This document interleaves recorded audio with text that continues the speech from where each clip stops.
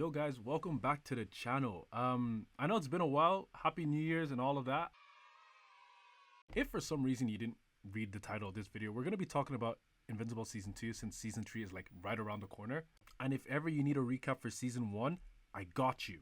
So Mark doesn't have that dog in him, Omni-Man is a certified crash out, and Amber sucks. That's the recap for Season 1. Now, onto Season 2. Season 2 starts off with Mark and Immortal obviously duking it out, which is kind of weird because if you remember, we saw Immortal get absolutely chopped off by Omni-Man at the end of Season 1. And then you'll ask yourself, how is this possible? But then you realize this was during the time where everyone that had superhero IP was doing the multiversal storyline. And that's exactly what Invincible was doing this season. Now, I'm not gonna lie, this alternate version of Invincible definitely had that dog in him. Because the moment he found that rebel group on his Earth, he did not waste any time taking them out. And bro, this was some weird ass like father-son bonding time, but hey, listen, I'm all for it. The way he did Eve in this scene as well, bro, the way he treated her, guy, you would have like, what did he do to make them niggas that mad?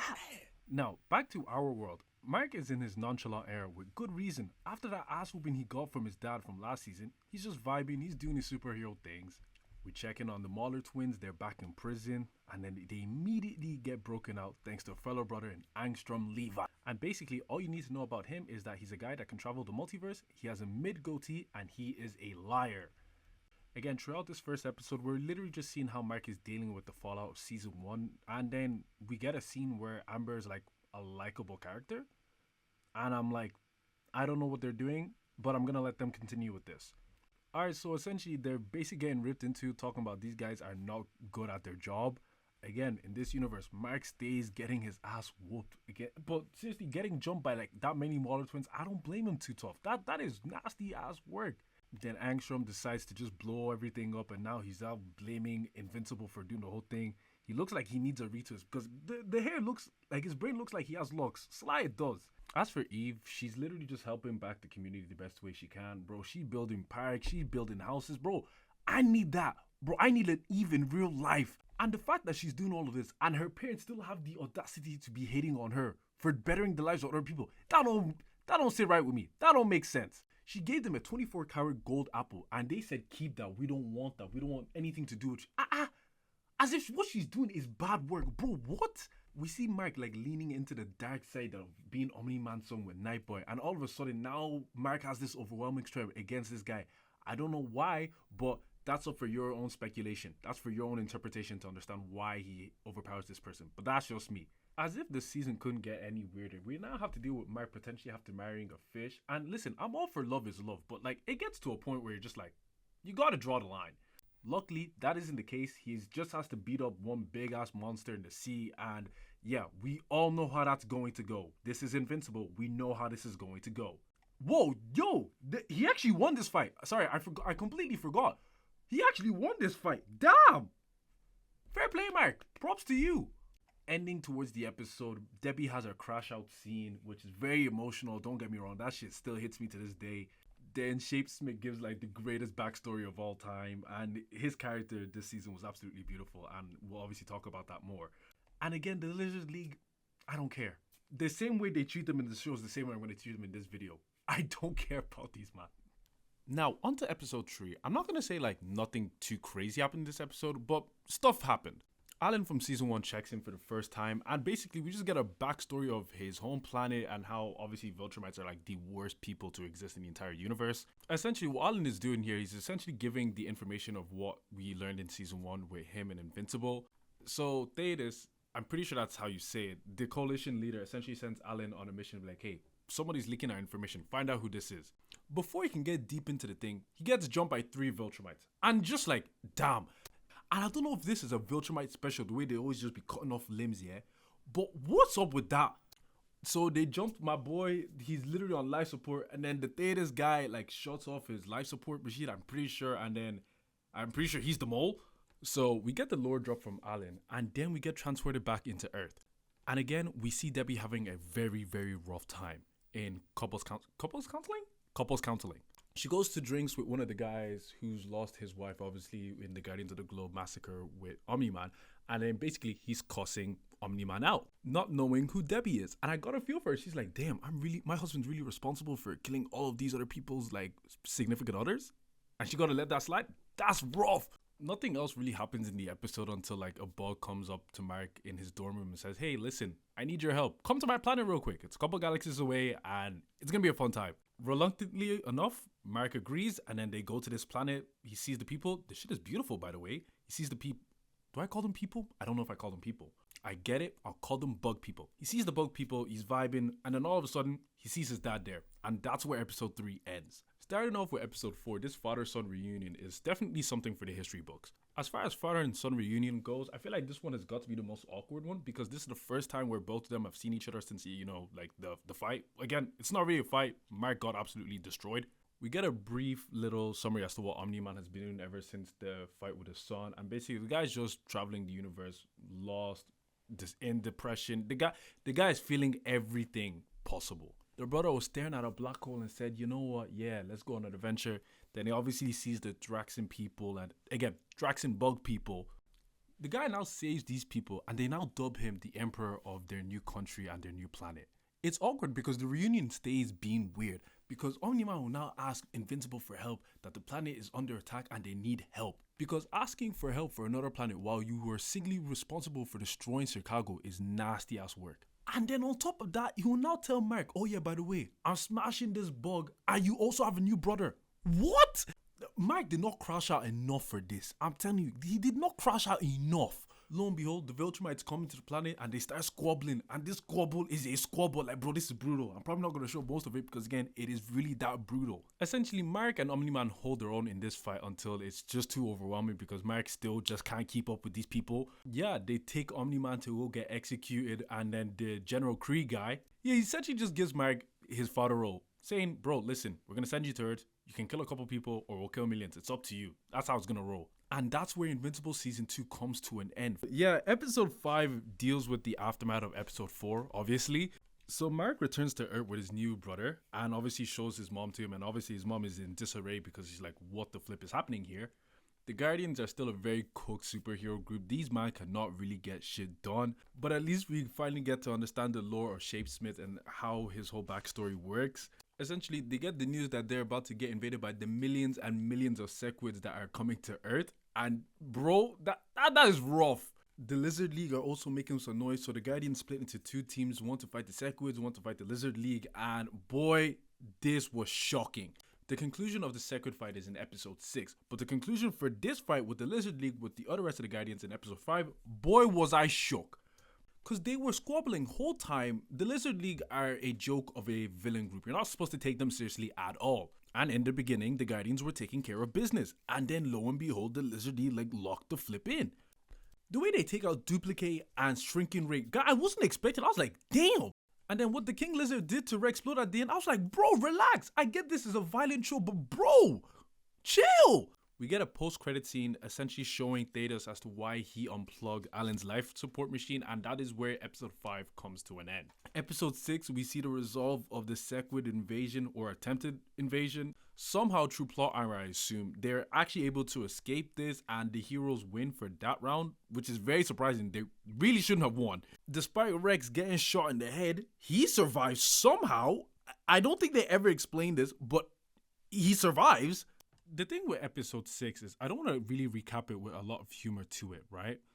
Because a lot of this episode was a lot of emotional weight to the story. Like the resolve of Donald and Rick becoming machines and them having to live with that and carry on with their lives is some like emotional thing that's really done. And the way they even revealed it as well. Like you didn't expect it like that, especially from Donald's point of view. Even with Rex as well, him realizing how much of a douchebag he was to Kate and Eve as well. Bro, that resolve as well is, bro, it was beautiful to see.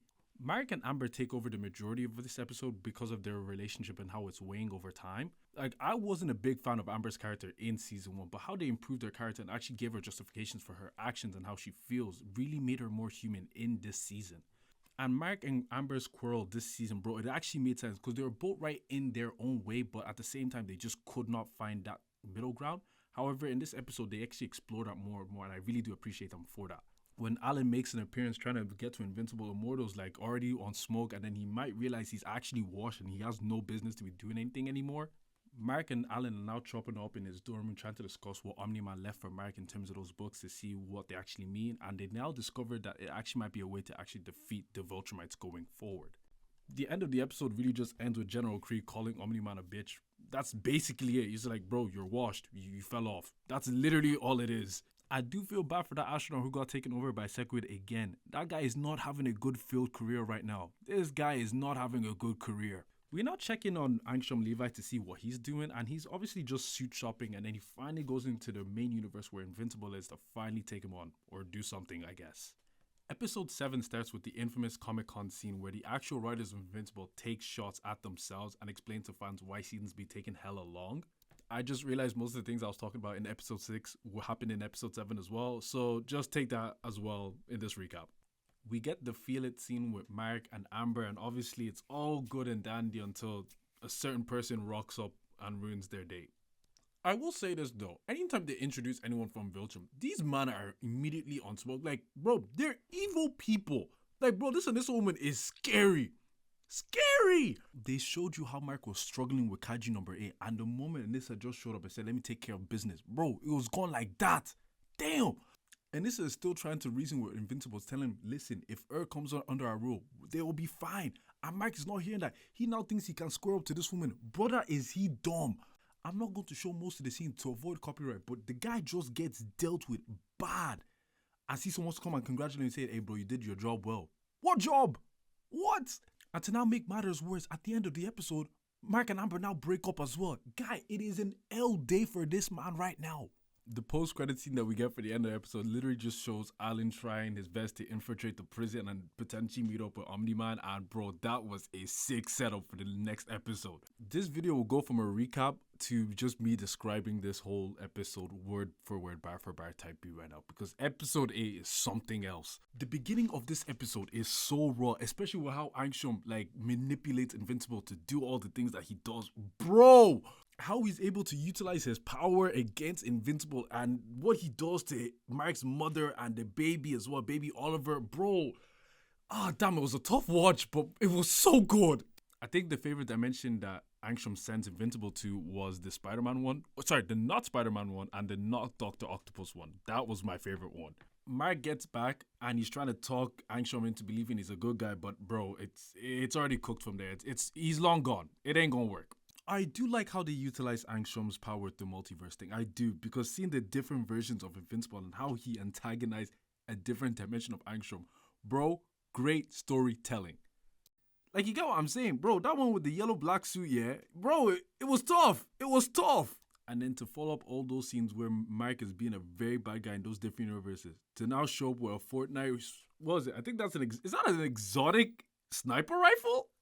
Oh, the scene where he breaks Debbie's arm. Yeah, it was up for him. I should have known. I forgot about that scene. Damn. You see how my boy was vexed initially, but the second that he saw his mom's was hurt, yeah, Angstrom was done for. He was already done for. We already knew this. Shit, I won't lie though. Angstrom was giving the smackdown on Invincible here. Bro, sending it to different dimensions. 1, 2, 1, 2. Damn. Damn. Yeah, but then after Mark locks in, I'm not going to show these scenes because yeah, I'm definitely gonna get banned because this is brutal. But if you've watched it, you already know how bad this beating is. This is probably even worse than what Omni-Man did to Invincible. I'm not gonna lie, this is brutal. Okay, let's try wrap this up. So Rudy and Monster Girl, again, not concerned about these two too tough. They didn't really do too much this season except for go on dates, discover who they are, and stuff like that. All that jazz. Eve from the other dimension where they save Mark is basically just saying like, hey, listen, we need the storyline where you and Eve are now a thing in the main universe, so please get that going. We need the merch to sell quick. We find out Duplicate's alive the whole time. She basically has been living a copy life the entire time as long as we've known her, which is so crazy. Which makes sense because Immortal, what? I see what you're doing, Immortal. I still don't like you. We get introduced to characters Jane and Riley towards the end, and they open a tomb with a curse and stuff like that. I'm assuming that gets paid off in season 3 because there was not much explanation in season 2. Mark and Debbie settle to a new normal after everything they've encountered within the last 48 hours or so, and that's basically where their story wraps up for season 2 heading into season 3. Mark and Eve in our main universe teased the idea that they might become a thing going forward, and I need to see this happen because, bro, Mark needs a win. He really, really does. Season 2 comes to an end when Alan and Omni-Man are talking in their cell, and essentially Omni-Man just drops the craziest line we've heard all season, talking about he misses his wife. And not the Traxon one. He's talking about Debbie, the one that he called the pair a season previous. But I'm excited to see where this shit goes. But that's my little recap for season 2. I know I probably missed a few things here and there, but I think these are the main points you need going into season 3. I'm excited for the premiere and anything to go for. I think we're getting 3 episodes when it drops, and bro, I'm so going to be there. In terms of when this video will be out, it will probably be literally just like a couple days before season 3, but who knows? I'll try to get it out before then. Thank you guys for watching. If you haven't, please consider liking and subscribing and following up with the channels and stuff like that, please. We'll be doing stuff on the TikTok as well, so if you can click that and follow, if you're not following already, that'll be sick. Please, I need to move out, please. But yeah, no guys, thank you once again for watching. Until next time, deuces.